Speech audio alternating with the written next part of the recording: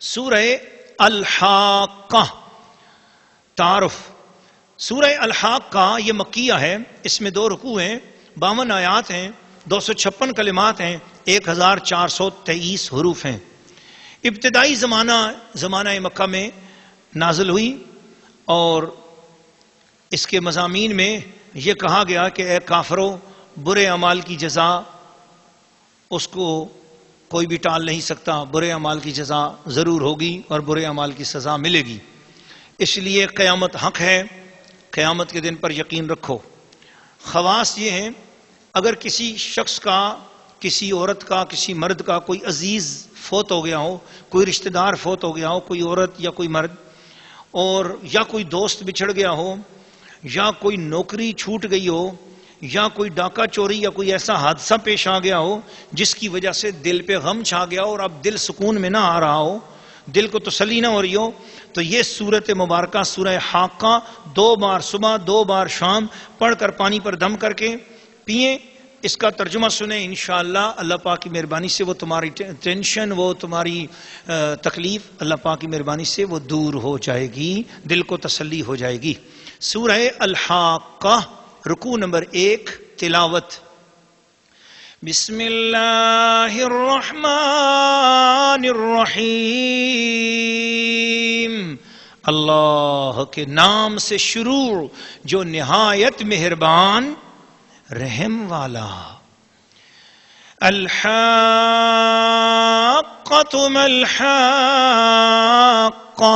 وما أدراك ما الحاقة كذبت ثمود وعاد بالقارعة فأما ثمود فأهلكوا بالطاغية وأما عاد فأهلكوا بريح صرصر عاتية سخرها عليهم 7 ليال و8 أيام حسوما فترى القوم فيها سرعا كأنهم أعجاز نخل خاوية فهل ترى لهم من باقية وجاء فرعون ومن قبله والمؤتفكات بالخاطية فعصوا رسول ربهم فأخذهم أخذة رابية إنا لما طغى الماء حملناكم في الجارية لنجعلها لكم تذكرة وتعيها أذن واعية فإذا نفخ في الصور نفخة واحدة وحملت الأرض والجبال فدكتا دكة واحدة فيومئذ وقعت الواقعة وانشقت السماء فهي يومئذ واهية والملك على أرجائها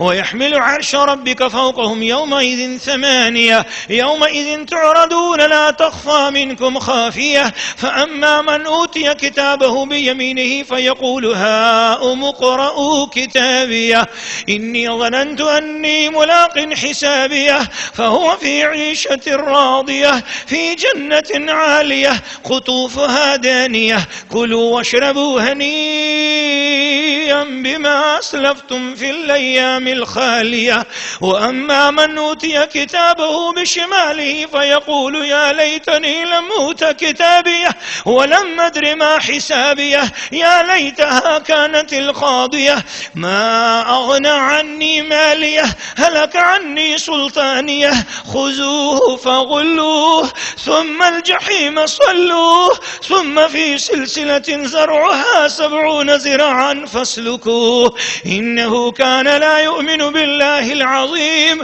ولا يحض على طعام المسكين فليس له اليوم هاهنا حميم ولا طعام إلا من غسلين لا يأكله إلا الخاطئون. سورہ الحاقہ رکوع نمبر 1 ترجمہ کنز الایمان. وہ حق ہونے والی، کیسی وہ حق ہونے والی، اور تم نے کیا جانا کیسی وہ حق ہونے والی. سمود اور عاد نے اس سخت صدمہ دینے والی کو جھٹلایا تو سمود تو ہلاک کیے گئے حد سے گزری ہوئی چنگاڑ سے، اور رہے عاد وہ ہلاک کیے گئے نہایت گرجتی آندھی سے.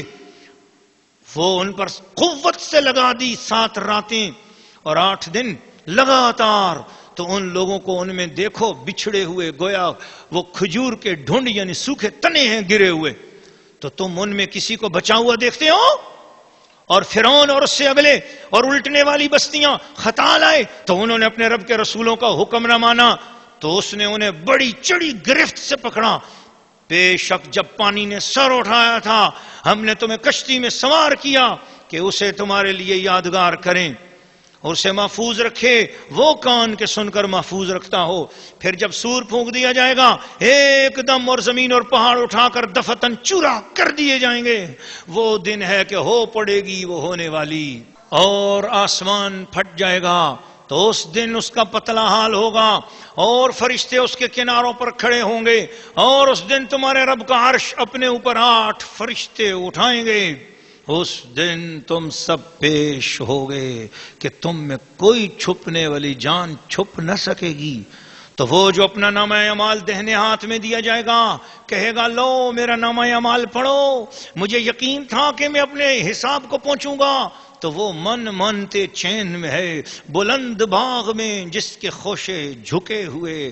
کھاؤ اور پیو رچتا ہوا سلا اس کا جو تم نے گزرے ہوئے دنوں میں آگے بھیجا. اور وہ جو اپنا نامہ اعمال بائیں ہاتھ میں دیا جائے گا کہے گا ہائے کسی طرح مجھے اپنا نوشتہ نہ دیا جاتا اور میں نہ جانتا کہ میرا حساب کیا ہے. ہائے کسی طرح موت ہی قصہ چکا جاتی. میرے کچھ کام نہ آیا میرا مال. میرا سب زور جاتا رہا. اسے پکڑو پھر اسے توک ڈالو پھر اسے بھڑکتی آگ میں دھساؤ پھر ایسی زنجیر میں جس کا نام 70 ہاتھ ہے اسے پرو دو. بے شک وہ عظمت والے اللہ پر ایمان نہ لاتا تھا اور مسکین کو کھانا دینے کی رغبت نہ دیتا تھا. تو آج یہاں اس کا کوئی دوست نہیں ہے نہ کچھ کھانے کو مگر دوزخیوں کا پیپ. اسے نہ کھائیں گے مگر خطا کار. سورہ الحاقہ رکوع نمبر 1 تفسیر.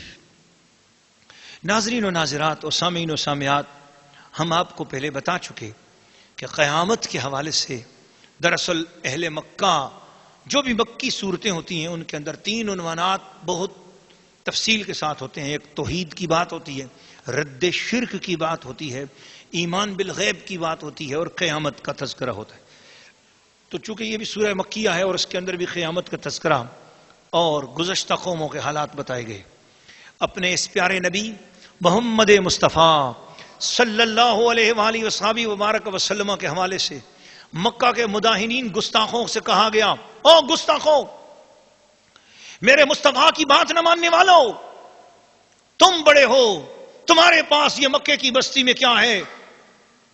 لکو دک صحرا ہے, تمہارے پاس نہ باغات ہیں, تمہارے پاس کچھ نہیں ہے.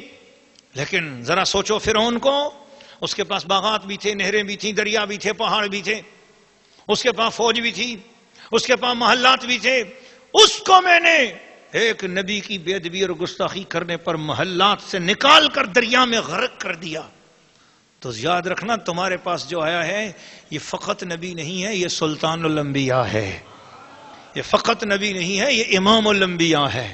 یہ فقط نبی نہیں ہے, اب اس کے بعد کوئی اور نبی ہے ہی نہیں. ما کان محمد نبا احد من رجالکم ولکن رسول اللہ وخاتم النبیین.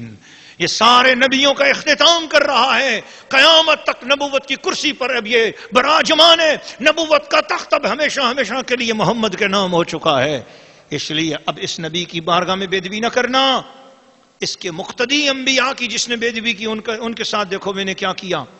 اور پھر حضرت نوح علیہ السلام کے طوفان کی بات بتائی, پھر عاد کی سمود کی باتیں بتائیں, اور پھر اس کے بعد دیکھا جب اتنی عذاب کی باتیں ہو گئیں ایمان والوں کا دل ڈر رہا ہے, چلو کچھ جنت کی باتیں بھی بتا دیتے ہیں. اور یہ قرآن کا ہمیشہ سے طریقہ ہے, جہاں پر قرآن پاک عذاب کی بات کرتا ہے وہاں ساتھ اپنی رحمتوں کی بھی بات کرتا ہے. اسی لیے الایمان بین الخوف والرجاء, مفسرین فرماتے ہیں ایمان فقط خوف کی بات کرنے کا نام بھی نہیں ہے, فقط رحمت کی بات کرنے کا نام بھی نہیں ہے. ایمان رحمت اور خوف دونوں کے تذکرے کو اپنے دل میں بٹھانے کا نام ہے. اس لیے فرمایا کہ ہاں فَأَمَّا مَنْ أُوتِيَ كِتَابَهُ بِيَمِينِهِ, جس کے سیدھے ہاتھ میں نامہ اعمال ہوگا فَيَقُولُ هَاؤْمُ اقْرَءُوا كِتَابِيَهْ, لوگوں کو بتائے گا دیکھو نا اللہ نے میرے کیا نمبر لگائے ہیں, سبحان اللہ, اللہ نے مجھے کتنا انعام دیا ہے, دیکھو نا میرا پڑھو نا نامہ اعمال. جس کے دائیں ہاتھ میں ہوگا وہ اپنا نامہ اعمال دوسروں کو پڑھائے گا. اور پھر اس کو حکم ہوگا فَهُوَ فِي عِيشَةٍ رَاضِيَةٍ فِي جَنَّةٍ عَالِيَةٍ، بڑی بڑی جنتوں میں اسے بڑے بڑے باغات میں لے جایا جائے گا. اس کی من مانتی جو چیز، جیسے لائف اسٹائل جو وہ پسند کرے گا اس کو اس کی پسند کا لائف اسٹائل اس کو دیا جائے گا.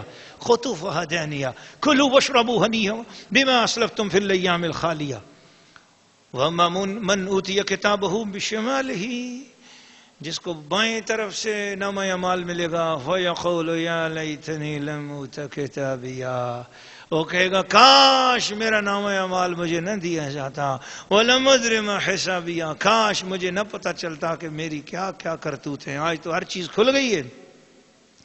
فرمایا پکڑو اس کو، خُذُوهُ فَغُلُّوهُ، اس کو پکڑو، اس کے گلے میں ٹونک ڈالو، ثم الجحیم صلوہ، اور اس کو تلنے کے لیے دوزخ کی آگ کے اوپر ڈال دو. تلو اس کو پہلے، دوزخ کی آگ کے لمبے، دوزخ کی آگ کے شعلے اس کو لگاؤ. میرے محبوب کی گستاخیاں بے ادبیاں کرتا تھا، میرے محبوب کو نہیں مانا.